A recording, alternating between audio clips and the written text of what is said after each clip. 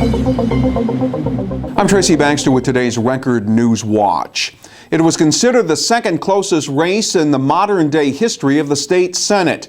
Now, more than 2 months after Election Day, the bitter battle for the undecided 46th District Senate seat here in the Hudson Valley has finally been decided.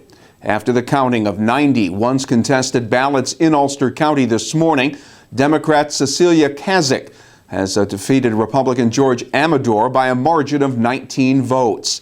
Kasich had trailed Amador by 35 votes prior to this morning's ballot opening, but Kasich could claim victory after winning 69 of the 90 votes opened this morning. And while the final results still must be certified, Kasich can now begin serving a state Senate district that includes communities in Ulster County and 4 other upstate counties.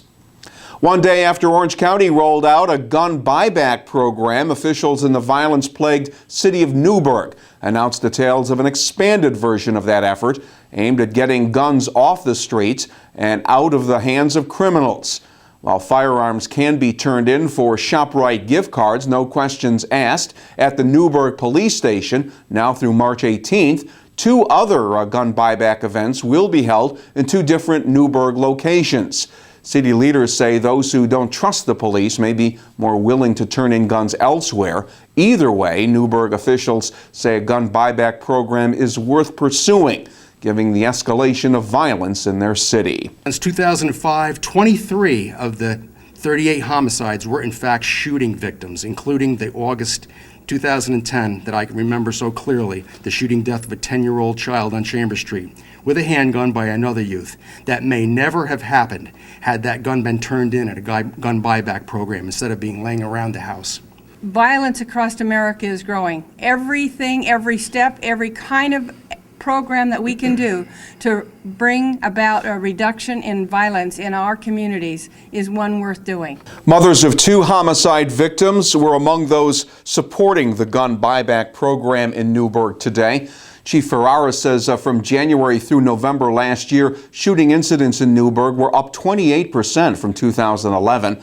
The additional gun buyback events in Newburgh are tomorrow from 10 to 4 at the Newburgh Community Action Committee building at 48 Grand Street and February 9th at the House of Refuge at 131 Broadway. The pictures posted on Facebook by the City of Kingston Police Department tell the story. They're the photos of drug suspects rounded up as part of a raid aimed at making a serious dent in illegal drug sales in Kingston neighborhoods. A total of 21 people were arrested as part of the operation. 14 were picked up Wednesday night and Thursday morning. The other 7 had been arrested previously. The sweep capped a 3-month-long investigation that targeted street-level and mid-level dealers who were allegedly selling crack cocaine, powdered cocaine, and heroin. Kingston police officials say many of those arrested are gang members, including some affiliated with the Dime Boys, a street gang that was moving in from Newburgh. State police say they stole more than 70 checks from an elderly couple.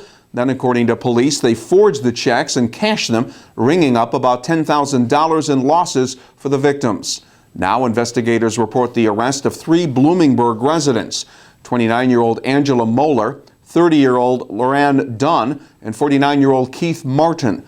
They now face grand larceny charges as well as multiple counts of possession of a forged instrument. All 3 were sent to Sullivan County Jail pending an upcoming appearance in Town of Mamakating Court. And today, personnel at the United States Military Academy officially welcomed a new Commandant of Cadets during a ceremony at West Point. Brigadier General Richard Clark assumed command as the 74th Academy Commandant, taking over the duties from Brigadier General Theodore Martin. The Commandant is the person directly in charge of a cadet's military and physical training. General Clark graduated from West Point in 1984 and has commanded at every military level from company through brigade. Doesn't look like we'll be dealing with any wintry precipitation this weekend. Saturday will be partly sunny and a little mild for mid-January. The highs will be up around 45 degrees. It'll be colder on Sunday, with temperatures topping out in the upper 30s under a partly cloudy sky. Stay connected to breaking news all weekend long right here at Record Online.